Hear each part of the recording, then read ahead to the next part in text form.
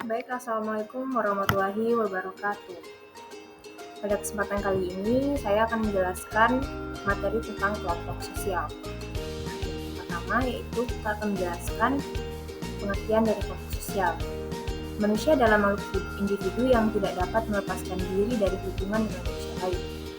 Sebagai akibat dari hubungan yang terjadi di antara individu-individu, kemudian lahirlah kelompok-kelompok sosial atau social group yang dilandasi oleh kesamaan kepentingan bersama. Nah, jadi kelompok atau grup ini adalah kumpulan dari individu yang berinteraksi satu sama lain pada umumnya hanya untuk melakukan pekerjaan, untuk meningkatkan hubungan antara individu atau bisa saja untuk keduanya.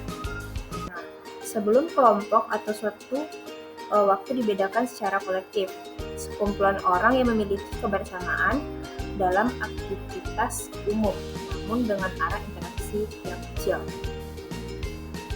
Nah, berikut adalah definisi kelompok sosial menurut beberapa para ahli. Yang pertama, yaitu menurut Bapak Sujono Sukanto, di mana kelompok adalah himpunan atau kesatuan manusia yang hidup bersama karena saling berhubungan di antara mereka secara timbal balik dan saling mempengaruhi.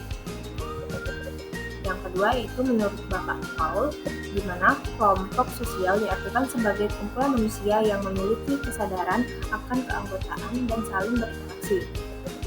Selanjutnya menurut Bapak George Hillman ialah kelompok adalah hubungan individu yang melakukan kegiatan interaksi dan memiliki perasaan untuk membentuk suatu keseluruhan yang terorganisasi dan berhubungan secara timbal balik. Materi selanjutnya yaitu dasar pembentukan kelompok sosial. Manusia adalah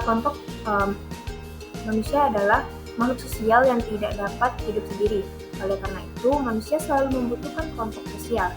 Kelompok sosial dapat terbentuk ketika individu-individu saling berinteraksi, mengenal, menemukan kebersamaan, dan menyadari kesamaan tujuan yang hendak dicapai. Lalu, kelompok sosial ini terbentuk atas dasar kesamaan kepentingan, contohnya seperti tempat tinggal, keturunan, pengalaman, dan ideologi tertentu. Sementara itu, tujuan yang mendorong pembentukan kelompok ini diantaranya yaitu keinginan untuk meneruskan keturunan, memenuhi kebutuhan hidup, dan memperoleh keefektivitas kerja.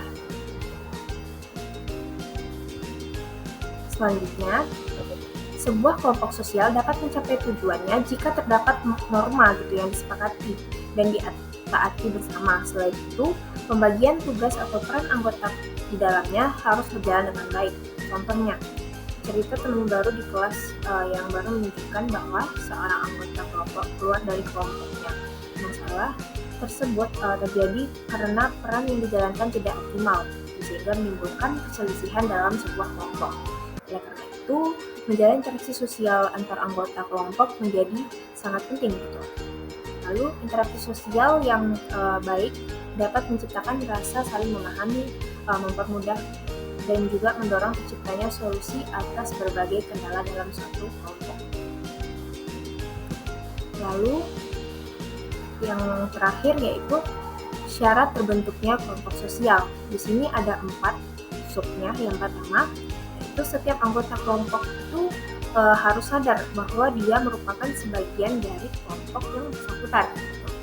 Lalu yang kedua, ada hubungan timbal balik antara anggota satu dengan anggota lainnya.